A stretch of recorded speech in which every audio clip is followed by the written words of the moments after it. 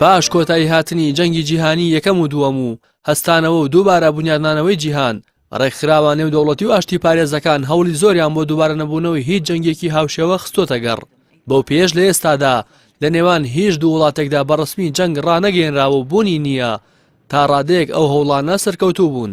بەڵام ململانی زلهێزان و پاراستنی بەرژەوەندەکانیان نەوەستاوە و لە ئێستادا جیهان لە بەردەم جەنگی جیهانی ئەلکترۆنیدایە. ئاژانسی ئاسایشی زانیاری و تۆڕی ئەوروپا راپۆرتێکی لەژێر ناونیشانی راپۆرتی بینراوی هەڕەشەی 2010 بڵاو کردوتەوە و تیایدا ئاماژە بە چالاکی سیخوڕەکانی ئەلکترۆنی و زیادبوونیان لەلایەن چین و رووسیا و ئێرانەوە دەکات. لە راپۆرتەکەدا باس لەوە کراوە هێرشە ئەلکترۆنیەکان بە ئامانجی سیخوڕی بەردەوامی هەیە و هەرێک لە چین و رووسیا و ئێران بۆ سیخوڕیکردنی ئابووری لە پێگەیەکی بەهێز و چالاکن.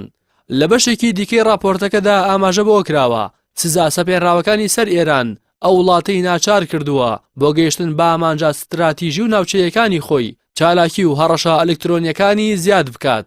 هاوکات بنیامین ناتانیاهۆ سەرۆکوەزیرانی ئیسرائیل لە میانی کۆنفرانسێکی تایبەت بە تەکنەلۆژیای ئەلکترۆنی کە لە تەل ئەبیبی پایتەخت ساز کرا ڕایگەیاند ئێران هەموو ڕۆژێک هێرشی ئەلکترۆنی دەکاتە سەر وڵاتەکەی.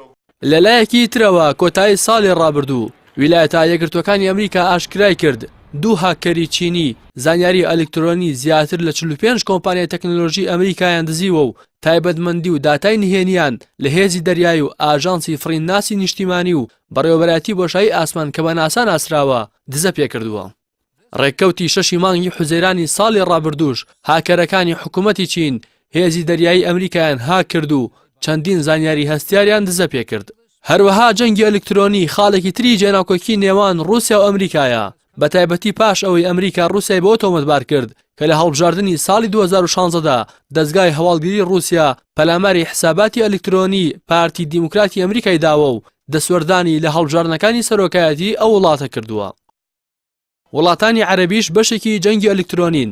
ئەمەش دوای ئەوەی ئاژانسی ڕۆیتەرز لە راپۆرتێکدا ئاشکرای کرد تیمێک لە ئەفسەرانی پێشووی دەستگای هەواڵگیری ئەمریکا CIA کە بۆ ئیمارات کار دەکەن لە ڕێگەی سیستمێکی سیخوڕیکردنی پێشکەوتوو بە ناوی کارما ئامێری تایبەتی مۆبایلی ژمارەیەک چالاک و دیبلۆماتکار و سەرکردەی بیانی کە پەیوەندیان لەگەڵ ئیماراتدا باش نییە هاک کردووە و زانیاریەکانیان دزە پێکردووە.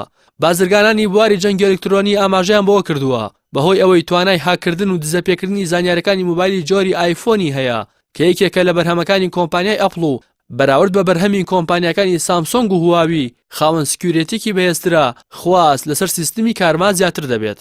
سیستمی بانکەکان، یەکە سەربازیەکان، وزەی ئەتۆم، وزەی کارەبا، خزمەتگوزاری بازاڕکردن، فڕۆکەوانی، پەیوەندیە تەلەفۆنیەکان، هاتوچۆ و گواستنەوە گەیاندن و هەموو خزمەتگوزارەکانی تر بە ئینتەرنێتەوە گرێدراون.